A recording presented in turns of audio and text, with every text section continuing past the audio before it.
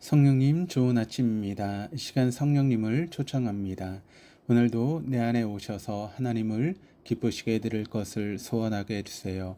오늘 말씀을 통해 구체적으로 무엇을 해야 할지를 깨닫게 해주세요. 깨달은 것을 삶 속에서 실천할 수 있도록 도와주세요. 아멘. 오늘 함께 나누실 하나님 말씀은 출애굽기 17장 1절에서 7절까지 말씀입니다. 제 17장. 이스라엘 자손의 온 회중이 여호와의 명령대로 신광야에서 떠나 그 노정대로 행하여 르비딤의 장막을 쳤으나 백성이 마실 물이 없는지라. 백성이 모세와 다투어 이르되 우리에게 물을 주어 마시게 하라. 너희가 어찌하여 나와 다투느냐? 너희가 어찌하여 여호와를 시험하느냐? 거기서 백성이 목이 말라 물을 찾으매 그들이 모세에게 대하여 원망하여 이르되 당신이 어찌하여 우리를 애굽에서 인도해 내어서 우리와 우리 자녀와 우리 가축이 목말라 죽게 하느냐? 모세가 여호와께 부르짖어 이르되 내가 이 백성에게 어떻게 하리이까? 그들이 조금 있으면 내게 돌을 던지겠나이다. 백성 앞을 지나서 이스라엘 장로들을 데리고 나일강을 치던 네 지팡이를 손에 잡고 가라. 내가 호렙산에 있는 그 반석이 거기서 내 앞에 서리니 너는 그 반석을 치라. 그것에서 물이 나오리니 백성이 마시리라. 모세가 이스라엘 장로들의 목전에서 그대로 행하니라. 그가 그곳 이름을 마사 또는 무리바라 불렀으니 이는 이스라엘 자손이 다투었으며 또는 그들이 여호와를 시험하여 이르기를 여호와께서 우리 중에 계신가 안 계신가 하였음이더라. 앞서 배고픔을 해결받은 이스라엘 백성들은 오늘 본문에서 목마름을 해결받습니다. 1절입니다.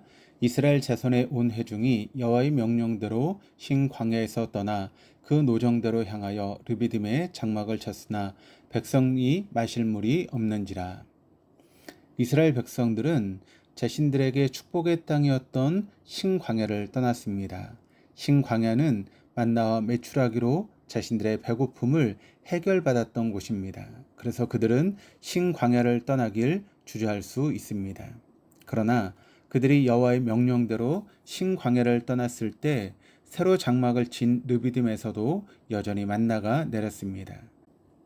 땅이 신성에서 만나가 있었던 것이 아니라 하나님이 계셨기에 만나가 있었던 것입니다. 이처럼 그들은 피조물이 아닌 창조주를 전적으로 의지하는 삶을 훈련했습니다. 그런데 문제가 생겼습니다. 시원케 하다라고 하는 단어에서 유래된 신의 광야, 최대의 오아시스 르비딤에 물이 없었습니다. 분명 하나님의 명령대로 직역하면 하나님의 입을 따라 이동했는데 물이 없는 곳에 이른 것입니다. 그것도 시내 광야에서 물이 가장 많은 곳으로 알려진 르비딤의 말입니다.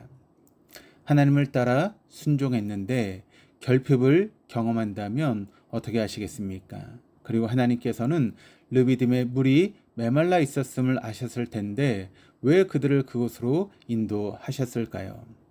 여기에는 하나님의 분명한 의도가 들어 있습니다. 그러나 이스라엘 백성들은 그 의도를 알아차리지 못했습니다. 2절입니다. 백성이 모세와 다투어 이르되 우리에게 물을 주어 마시게 하라. 모세가 그들에게 이르되 너희가 어찌하여 나와 다투느냐? 너희가 어찌하여 여호와를 시험하느냐? 결핍을 경험한 이스라엘 백성들은 다툼을 선택했습니다. 이 다툼은 마라에서 목마름 때문에 또 신광야에서 배고픔 때문에 원망했을 때와는 질적으로 달랐습니다. 이 다툼은 육체적인 싸움을 포함한 격렬한 질책과 원색적인 비난이었습니다. 4절에서 모세는 그들이 조금 있으면 내게 돌을 던지겠나이다 라고 하며 이 상황을 긴박하게 묘사했습니다. 이스라엘 백성들만 목말랐던 것이 아닙니다. 그들의 비난을 받던 모세 또한 동일하게 목말랐습니다. 그럼에도 모세는 다툼을 선택한 그들과 달리 하나님의 편에 서 있었습니다. 모세는 하나님의 편에 서서 너희가 어찌하여 여호와를 시험하느냐라고 하며 그들의 완악한 마음을 책망했습니다. 여기서 시험은 영어 테스트로 검증하는 것을 뜻합니다. 이스라엘 백성들은 자기들이 요구한 대로 하나님이 물을 주시는지 지켜보므로 하나님의 존재를 검증하려고 했던 것입니다. 7절은 이런 그들의 모습을 여호와께서 우리 중에 계신가 안 계신가 하였음이었더라라고 설명합니다. 이스라엘 백성들은 이와 같이 숨은 동기를 책망받았지만 돌이키지 않았습니다. 3절입니다. 거기서 백성이 목이 말라 물을 찾으매 그들이 모세에게 대하여 원망하여 이르되 당신이 어찌하여 우리를 애굽에서 인도해 내어서 우리와 우리 자녀와 우리 가축이 목말라 죽게 하느냐. 여전히 목이 말랐던 그들은 한층 더 수위를 높여 비난했습니다. 그 가운데 그들의 본심이 드러났습니다. 우리와 우리 자녀와 우리 가축, 즉 내 목숨, 내 가족, 내 자산을 해치지 말라라고 하는 그들의 본심이 드러났습니다. 그것들의 안전이 건드려지자 그들은 차라리 애굽의 노예로 지내며 조금이라도 안전했던 때가 더 나았다라고 말합니다. 나를 책임져 줄 존재라면 그것이 애굽이든 바알이든 하나님이든 무엇이라도 섬기겠다라고 하는 것입니다. 하나님이 인도하신 르비딤에서 인간의 존재가 폭로됐습니다. 우리는 하나님을 섬기는 자들이 아니라 우리 자신을 섬기는 자들이었습니다. 르비딤이라면 물이 있을 거라 기대했지만 그 기대가 실망으로 바뀌자 하나님을 원색적으로 비난했습니다. 내 목숨, 내 가족, 내 재산에 손해가 생길 것 같자 하나님을 협박했습니다. 우리는 하나님의 뜻을 기반해서 살기보다 나를 책임져 줄 무언가를 따라 사는 자들이었습니다. 그것이 하나님이면 하나님께 나와 해결받으려고 하지만 그것이 세속적인 가치관이라면 거기에 기대고 서로 목줄을 걸어 매고 있는 것입니다. 우리는 그렇게 나를 책임져 주고 만족시켜 줄 것 같은 그 무언가를 찾아 끝없이 헤맵니다. 이처럼 자기 자신의 배를 위해 하나님을 이용하려고 하는 이스라엘 백성들을 놓고 모세는 기도합니다. 4절입니다. 모세가 여호와께 부르짖어 이르되 내가 이 백성에게 어떻게 하리이까? 그들이 조금 있으면 내게 돌을 던지겠나이다. 모세는 죄인된 이스라엘 백성과 거룩하신 하나님 사이의 중보자, 곧 중재자였습니다. 이스라엘 백성들은 문제 해결이 있는 곳이라면 하나님을 외면하고서라도 당장 달려갈 사람들이었습니다. 그러나 모세는 모든 문제 해결이 하나님 안에 있음을 철저히 믿었기에 하나님께 기도했습니다. 모세는 어떻게 하리까 라며 자기 편에서의 생각, 계획, 판단을 다 내려놓고 전적으로 하나님의 도우심만을 붙들었습니다. 그러자 하나님이 응답하셨습니다. 5절입니다. 여호와께서 모세에게 이르시되 백성 앞을 지나서 이스라엘 장로들을 데리고 나일강을 치던 내 지팡이를 손에 잡고 가라. 작디 작은 피조물이 기도했는데 크고 위대하신 하나님이 응답하셨습니다. 이스라엘 백성들의 원망, 불평이 문제를 해결하지 않았습니다. 모세의 기도가 문제를 해결했습니다. 기도는 피조 세계에서 찾을 수 없는 하늘의 능력을 피조 세계에 실현시키는 강력한 힘입니다. 그럼에도 세상은 기도를 벽이나 허공에 대고 공기만 진동시키는 의미 없는 행위로 여깁니다. 하나님을 모르기 때문입니다. 그러나 성경은 그렇게 말하지 않습니다. 모세는 기도했고 하나님은 응답하셨습니다. 예수님도 이 땅에서 하나님과 소통하실 때 기도로 소통하셨습니다. 세상은 기도를 무시하더라도 하나님을 아는 우리 그리스도인들은 기도의 힘을 압니다. 기도는 피조물이 창조주 하나님과 소통할 수 있는 굉장한 능력입니다. 산에 있는 그 반석이 거기서 네 앞에 서리니 너는 그 반석을 치라. 그것에서 물이 나오리니 백성이 마시리라. 모세가 이스라엘 장로들의 목전에서 그대로 행하니라. 반석을 치는 것, 시키타라고 하는 것입니다. 그런데 앞에 이해하기 어려운 표현이 나옵니다. 하나님이 모세 앞에 서시겠다라고 하는 표현입니다. 무엇 앞에를 뜻하는 전치사 리프네와 서다를 뜻하는 동사 아마드가 합쳐지면 신하가 왕 앞에 복종과 섬김을 각오하는 자세를 뜻합니다. 이 용례는 요셉이 바로 앞에 설 때, 또 다윗이 사울 앞에 설 때, 느부살라단이 느부갓네살 앞에 설 때 등에서 찾아볼 수 있습니다.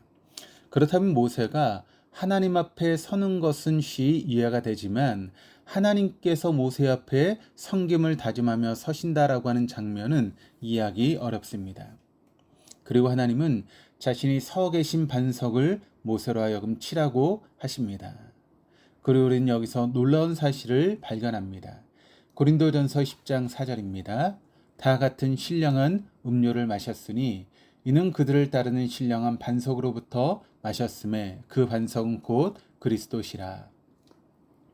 후에 바울은 이 사건을 해석하며 반석이 그리스도였다라고 말합니다. 하나님은 섬기기 위한 종의 자세를 취하시더니 반석을 치라며 기꺼이 맞으십니다. 치다라고 하는 단어 시키타는 메시아의 고난을 예표하는 이사야 53장 4절에 그는 징벌을 받아 하나님께 맞으며 해서 메시아가 맞는 모습을 표현할 때도 쓰였습니다. 인간을 시키타 하셔야 될 심판주 예수님이 매맞으며 시키타 당하셨습니다. 생명의 주관자이신 그분이 죽임을 당하셨습니다. 자기를 낮추어 종의 자리까지 내려오신 그분이 죽음의 자리까지 기꺼이 낮아지셨습니다. 그리고 반석이 히키타 당한 결과 생수가 강물처럼 콸콸 터졌습니다. 그 양은 200만 명이 넘는 이스라엘 백성 전체가 실컷 마시기도 남는 거대한 양이었습니다. 반석이신 예수님 한 분이 히키타 당하심으로 모든 인류가 실컷 마시고 누릴 수 있는 생수가 쏟아져 나왔습니다. 그래서 예수님은 자신에게 외치셨습니다. 요한복음 7장 37절에 누구든지 목마르거든 내게로 와서 마시라고 우리의 구원에 필요한 모든 것은 예수님 안에 있음을 우리에게 증거하십니다. 오늘 본문은 지명을 바꾸어 기념함으로 후손이 불신앙으로 반복하지 않도록 교훈하는 것으로 마칩니다. 7절입니다. 그가 그곳 이름을 마사 또는 무리바라 불렀으니 이는 이스라엘 자손이 다투었으며 또는 그들이 여호와를 시험하여 이르기를 여호와께서 우리 중에 계신가 안 계신가 하였음이더라. 시원케 하는 곳, 원기를 회복하는 곳이라고 하는 뜻의 르비딤이 시험이라는 의미의 마사, 다툼이라고 하는 의미의 무리바로 불리게 됐습니다. 마사와 무리바라는 오명은 하나님을 잃어버린 우리 인간의 실존입니다. 하나님을 잃어버린 우리는 하나님을 시험하고 다투는 것밖에 없습니다. 우리는 그분을 십자가에 매달아 학기타한 사람들입니다. 그러나 예수님은 그런 우리를 하나님과 화목하게 하시려고 학기타 당하셨습니다. 그로 인해 우리는 그분 안에서 새로운 피조물이 됐습니다.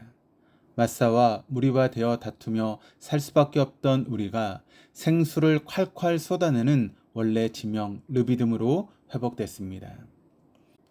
우리는 하나님께 마사하고 무리바했지만 예수님은 우리를 위한 생명의 통로 되심으로 우리를 르비딤으로 재창조하셨습니다.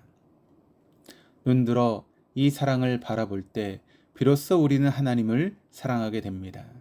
내 목숨, 내 가족, 내 재산을 책임져 줄 존재가 하나님이 아니더라도 언제든지 그것에게로 달려갈 준비를 하고 있던 완악한 우리에게는 하나님의 조건 없는 사랑만이 답입니다.